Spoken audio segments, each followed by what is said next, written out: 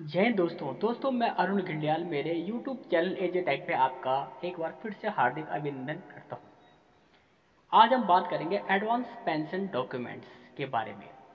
जब एक जवान की सर्विस पूरी हो जाती है तब उसके पेंशन जाने से पहले एडवांस पेंशन डॉक्यूमेंट्स रिकॉर्ड को प्रोसेस किए जाते हैं।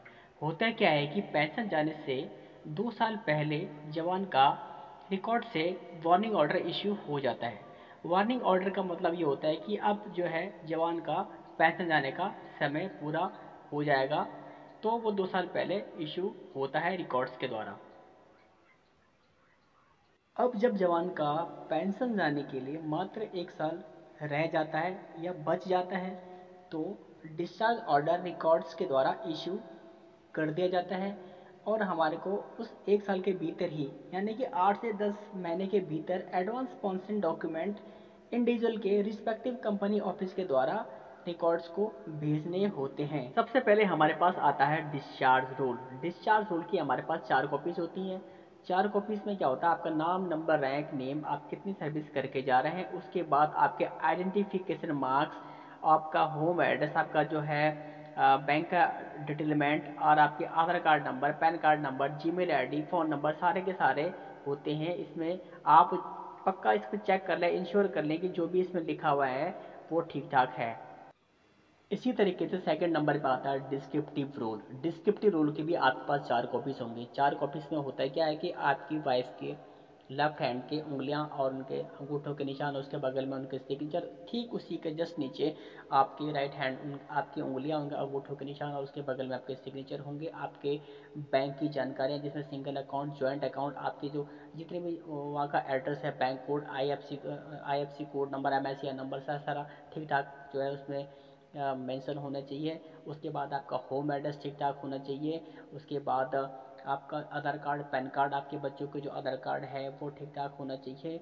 आप इस चीज़ को बिल्कुल, जब आप सिग्नेचर ऑफ इंडिविजुअल के ऊपर साइन कर रहे हो 4 कॉपीज़ के ऊपर, तो एक बार इंश्योर कर लें कि हाँ यार ये सब जानकारी जो है जो यहाँ पे लिखी है वो ठीक ठाक है। नंबर में आपके पास क्या आता है, NEFT mandate form. NEFT mandate form की भी कम से कम 3-3 कॉपियाँ आपको कंपनी क्लर्क के द्वारा प्रोवाइड करवाई जाएंगी। आप घर जाएंगे, घर जाके आप जो है बैंक मैनेजर से आप जो भी आपका रिस्पेक्टिव बैंक से वहाँ पे सिंगल अकाउंट और जॉइंट अकाउंट तकरीबन आप लोगों के लिए बढ़िया रहेगा। आप अगर आपने एक ही ब्रांच में खुलवा रखे हैं तो वो बढ़िया रहता है। आप वहाँ जाएँ, बैंक मैनेजर से मिलें, बोलो कि भाई मैं पेंशन जाने वाला हूँ। वो जो है उसको वेरीफाई करता है bank manager. Bank manager verify करके अपने सिग्नेचर मारता है कि भाई फलाने बंदे का, फलाने जवान का अकाउंट मेरे इस ब्रांच में है। और आप उसको जब सिग्नेचर बैंक मैनेजर मार देगा तो पक्का एक बार ये भी चेक करें कि उसके बगल में राउंड स्टैम्प, चाहे कोई भी बैंक है, SBI है, PNB है, HDFC है, कोई बैंक है, उसका राउंड स्टैम्प भी पक्का होना चाहिए, वो लेके आएँ। ये बहुत इंपॉर्टेंट चीज़ है। अब बात कर लेते हैं फ़ोटोग्राफ्स की। फ़ोटोग्राफ्स कैसी चाहिए। फ़ोटोग्राफ्स आपको आपको जो है कम से कम 15 फ़ोटोग्राफ्स आपके पास जो है पासपोर्ट साइज़ की सिविल ड्रेस में आपकी वाइफ के साथ होनी चाहिए। बैकग्राउंड जो है लाल भी हो सकता है और बैकग्राउंड नीला भी हो सकता है, दोनों बैकग्राउंड चल सकते हैं। और कम से कम 15 फ़ोटोज़ आपकी सिविल ड्रेस में सिंगल होनी चाहिए। और इसी तरीके से वैसे वाइफ की फ़ोटोग्राफ की ज़रूरत नहीं पड़ती, पर कम से कम 6 फ़ोटोग्राफ्स वाइफ की सिंगल भी रख लें।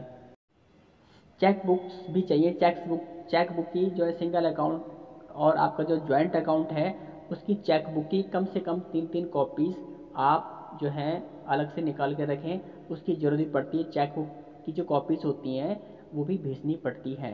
कुछ एक फॉर्म और लगते हैं जैसे कि नॉमिनेशन ऑफ AGI, उसके बाद competition form, death cum retirement gratuity form, encashment of leave, जो हमारी छुट्टी जमा है उसका भी लगता है।